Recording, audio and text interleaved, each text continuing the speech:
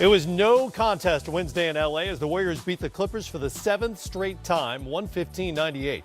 Golden State put up 37, led by 18 after one quarter, and LA never really challenged them. This with Steph Curry failing to hit a three for just the second time this season, and the team's leading scorer, Kevin Durant, shooting just 5 of 17. Now the Clippers, who began the year 15-2, have lost 5 of 7, and at least one analyst we know is this close to giving up on them. I'm not going to totally jump off the Los Angeles Clipper bandwagon. but hey, one of my legs is off. Listen, guys, I think you guys got a legitimate shot to win the world championship. But to come out and play like the dogs y'all did last night, when y'all know y'all had to make a statement. Shout out to the Golden State Warriors, way to show up and handle sweating more than the Clippers did last night. I'm sorry. No. But let me tell you this, man. For the Clippers to come out and play like they did last night, if they want to be considered legitimate contenders, I was embarrassed. I was embarrassed. That was, of course, last night on TNT. And agree or disagree with Chuck, how close are you to getting off that crowded bandwagon? Well, it's only 25% of the season. That's right. So let's I know. And it's one game. You got to look at now. To Chuck's point, I wouldn't be embarrassed for him because I didn't play. Right. The embarrassment should be on the players. The disappointing thing to me was this. I wanted to see the Blake Griffin-Kevin Durant matchup. Yeah. I wanted to see which style was going to supersede. Durant was going to take him outside. Was he going to take Durant inside and punish him? And Blake, he didn't do that. He just kind of floated and kind of played Durant's game.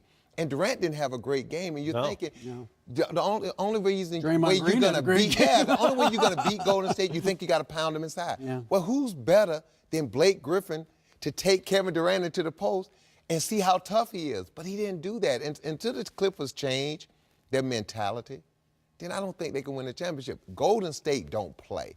When they come out in these statement games, they put their foot down.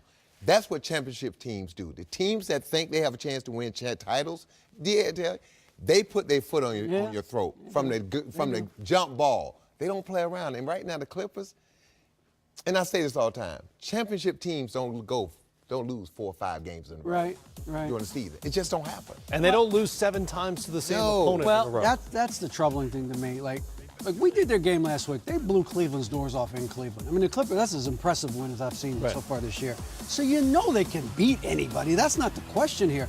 The question is, when you have a chance to make a statement at home, especially against a team that's tormented you, that doesn't play all that well, and you still get your doors blown off? Yeah. I know it was just one game, but that was... But on your floor. That was surprising to me. And I think, you mentioned Blake Griffin. I think the issue is that right now Draymond Green is playing better in those games than Blake Griffin is at that power forward spot. That to me is... You're talking about a guy, Draymond, 6'5"? Yeah. You're talking about a guy, 6'9", 6'10", and Blake and Griffin. I mean, yes, and it's not a matter of, you know, he's not posting up, he takes them outside and shoots threes, but he's having more impact on those games than Blake is.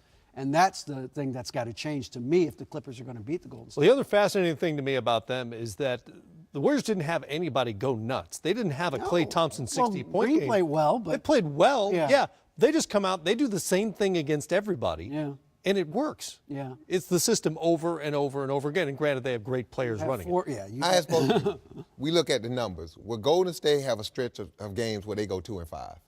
No. It won't happen. No. It's so Chicago Bulls may win the championship. Did they have a stretch where they went 2-5? No. Great teams. No, they get mad when they lose one in a row.